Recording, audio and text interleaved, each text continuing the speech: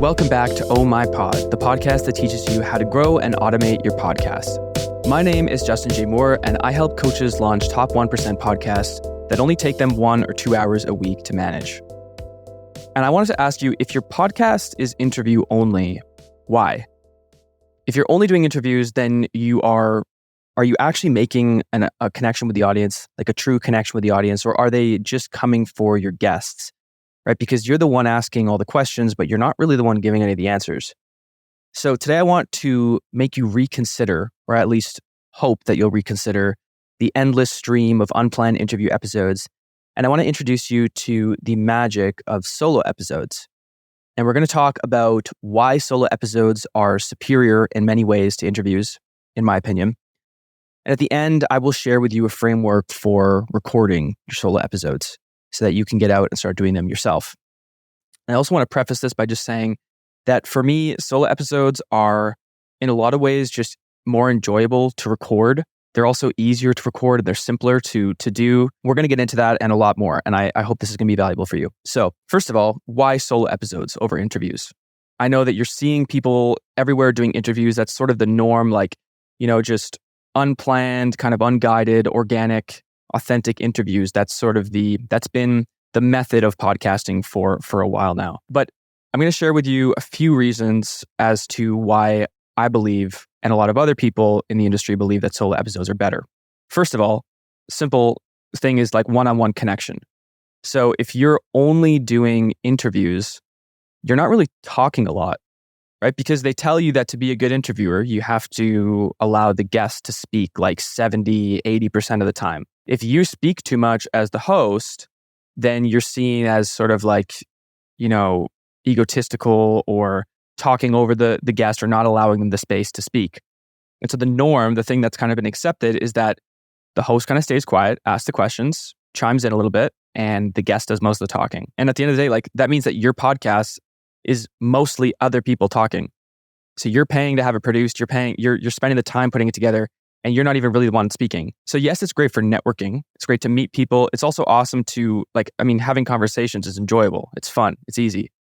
But what's missing is, if a listener is tuning into your episode, then they're not really there for you, which also means that if you bring on a guest that they don't find interesting, so if one week you bring on a guest that's, maybe not the right guest, then your episode might perform terribly because there's no consistency, right? And so you're always struggling to find guests that perfectly align with your show, never just having the freedom to sit down and share your own ideas.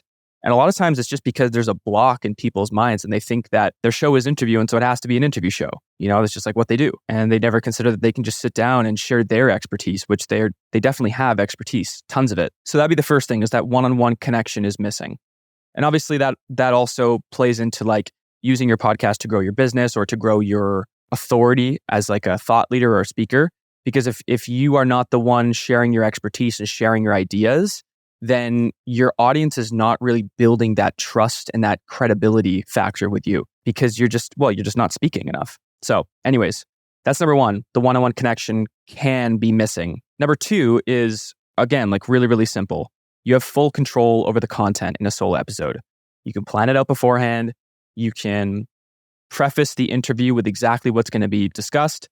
And at the end of the day, that it's going to happen because you are the only factor. You and you and the microphone, that's it. And so one of the reasons why so many interview shows are so boring is because, one of the first questions that the person will ask is, tell me your life story. And if that person is not already a well-known person in the field that they're speaking about, so let's say we're talking Bitcoin and you bring on a really famous Bitcoin person, then their life story is probably going to be interesting to the audience.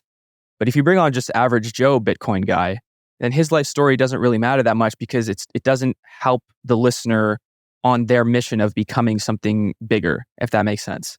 So what ends up happening is that you end up hearing this whole life story about someone and you don't really care that much, to be honest, because your time is valuable and you're listening to a podcast for actionable insights and takeaways and key points and stuff like that.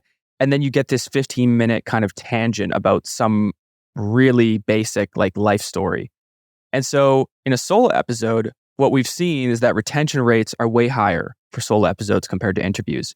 And if you think about it logically, it just makes sense. In a solo episode, there's really no fluff. You're just like getting down to business, giving your audience key takeaways.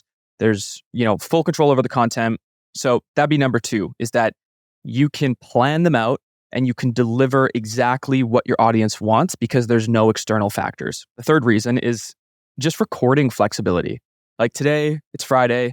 I decided to sit down, record a few episodes, and there's nobody else that I have to wait on. There's no in between, like scheduling stuff. I can just sit down whenever I want on Friday and hit record, and it's me and the mic, and that's it. So that adds a huge level of simplicity. It just frees me up to do what I need to do. Another reason was something that I hinted to earlier, which is they're just simpler to put together. For example, a solo episode is going to be shorter usually than an interview. So it takes less of your time. There's also no, like what I just mentioned before, there's no scheduling errors or somebody no-showing. And then when you put the episode out, you don't have to send emails to share it or anything. So it's just all around a simpler process to record a solo episode.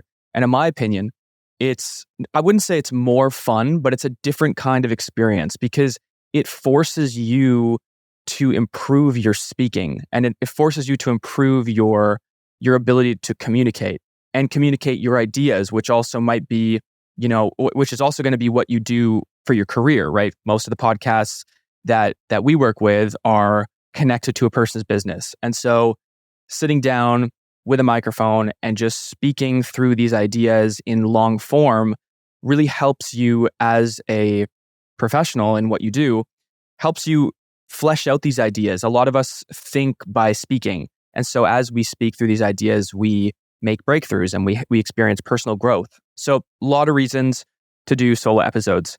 And, I think people are starting to notice that. A recent survey done by The Podcast Host, which is one of our favorite resources for podcast knowledge, thepodcasthost.com. They just did a survey of 1,500 people who are podcasters, new podcasters, or podcasters for a long time. And 43% of these people said that they're going to fly solo.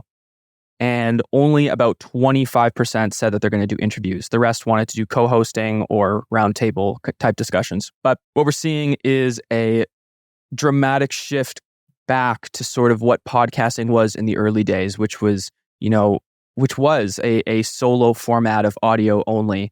And we're seeing people go back to that. And it's one of the reasons I mentioned before is just, like I said, the content is a lot of times just better and more targeted. It's easier to put together. You connect one-on-one with the audience, and people are really starting to feel that. So after all this, you might be thinking like, holy, my interviews are like, I'm never going to do another interview. They must suck. And interviews are just not the way to go anymore. And that's also not true. The truth is that most people don't do interviews the right way.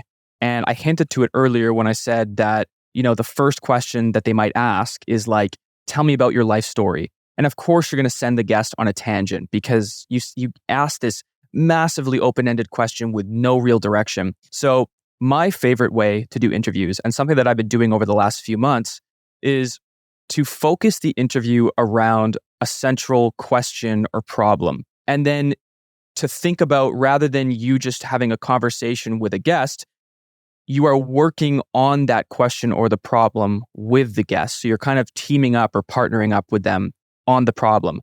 And both of you are working together to solve it for the listener. The listener, at the end of the day, like I mentioned before, if the guest isn't famous, the listener doesn't really care who the guest is. They don't want to hear their biography. They don't really care about what they've done and all these things. They just want to know what the guest is going to do for them, like how the guest is going to help them, fix whatever problem they're struggling with. And so when you bring a guest on to the show, rather than just, talking to someone who you think is cool, you're actually working together to help the listener solve some type of problem. And in this way, your listener is not just like a fly on the wall observing some random conversation, but they're actually, if you think about it in like a storytelling format, the listener becomes the hero of the journey, and you and your guests are the guides on that journey. And so, of course, by tapping into that innate, like sort of hero journey, your listener is going to be more engaged because they feel like they're the ones being the center of that story. And so a cool trick that I use is when I reach out to somebody to do an interview now, I no longer say, hey, do you want to come onto my podcast and chat? And I think you're cool and think what you do is awesome. Let's chat about your life story. I don't do that anymore, ever. And I'll never do it again. What I do instead is I say, hey, I want to answer this question for my listeners, or I have this problem that I know my listeners are dealing with, and I think that you'd be the perfect person to help solve it because you are an expert in X, Y, and Z. So an example, hey, I'm trying to figure out for my listeners how they can get onto more podcasts as a guest. And I know that you are an expert at this because this is what you do. You get people onto podcasts all the time, on a huge podcast, and I think you would just be the perfect person to jump on and talk about this. And not only is this better for your listener, but I have found that every single person who I've invited onto the show through that type of system, telling them about the problem that I'm trying to solve, I find that they're more excited and more engaged in the idea of doing the interview because, first of all, it catches them by surprise. A lot of people don't approach them like that. Definitely strokes their ego as well because you're telling them that, you don't know how to solve this problem on your own. You need their help. But mainly is because they come to the episode with a structure already in place. They know that they're not going to be asked some weird back-end question where they weren't prepared and they're kind of blindsided. They know that the episode has guardrails, and the guardrails are put in place by the central question or problem that you're trying to solve. So all around, what I'm trying to say with this is that making your interviews more focused around a central problem, only dipping into the guest's backstory when it helps solve that problem, unless the guest is famous and their life story is the question or problem itself. They've come through incredible circumstances to become an insanely successful person at what they do. Let's say I brought somebody onto this podcast who has 10 million downloads on their podcast.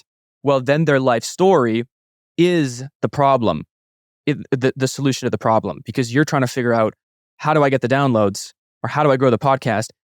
And they've done it. And so you want to know how they did it. And that becomes the hook. But if somebody comes on and they don't have massive notoriety like that, then their life story just sadly is not going to be enough to actually provide enough value to the listener. And so it's better for everybody if you guys just work on a problem together, and you guys will have fun with it because you're two experts in your field kind of, shooting around ideas about this stuff, and the conversations are just better. And this is all my opinion, but I've also had a lot of, I've tested this out a lot, and I've seen the same thing over and over again.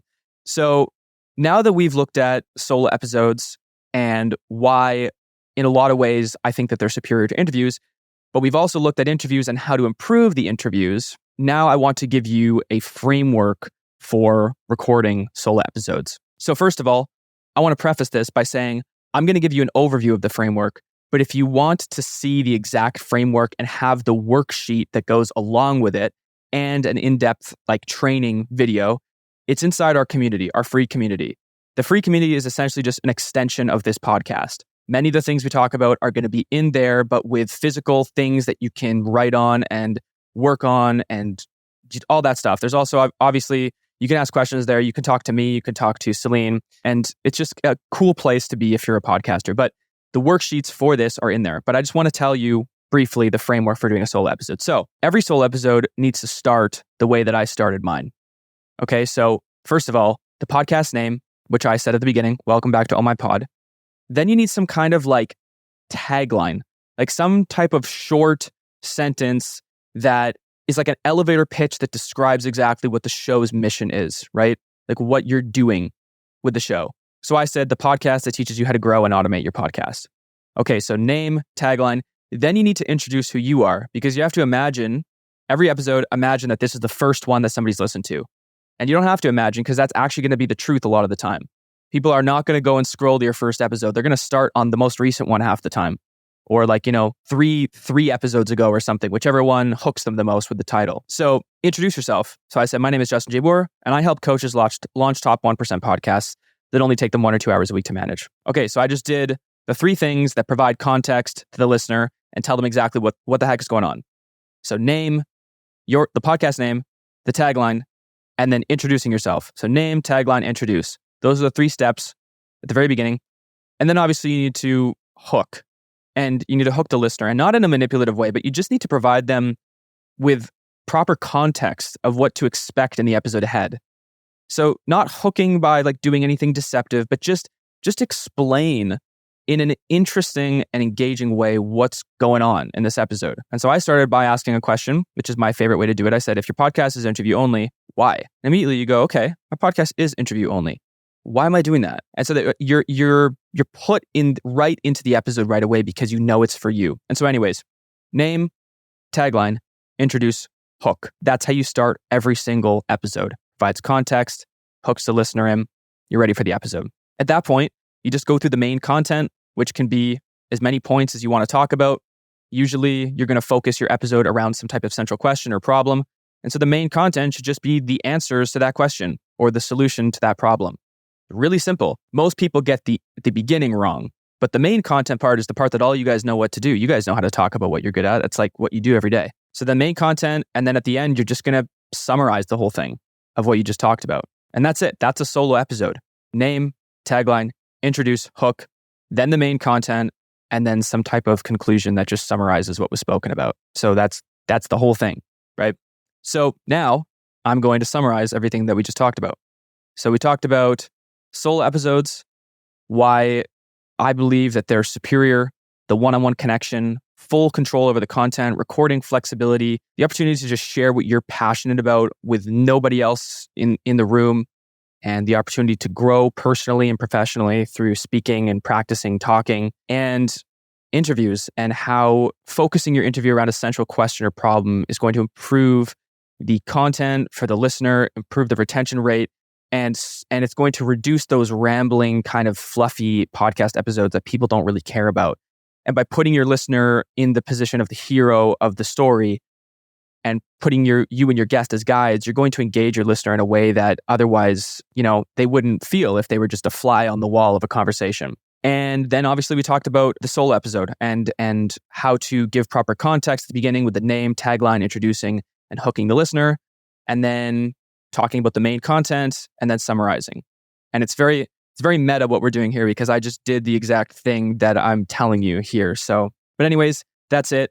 Again, if you want the full training for this, it's going to be inside of our free school community, totally free, very easy to get into. The link is going to be in the show notes if you want to get in there. And yeah, that's it. Thanks for listening. Okay, so you made it this far, which means you probably found something or learned something valuable from this. So don't be selfish. Please share it with somebody else so that they can learn something from it too. That's all we ask for all this free content. We're trying to build a community and help as many people as possible do better in podcasting, make better podcasts, get more from their podcasts in less time. That's our goal here. And if you want to support that goal, then just click the link and send it to one person who you know would love you for it.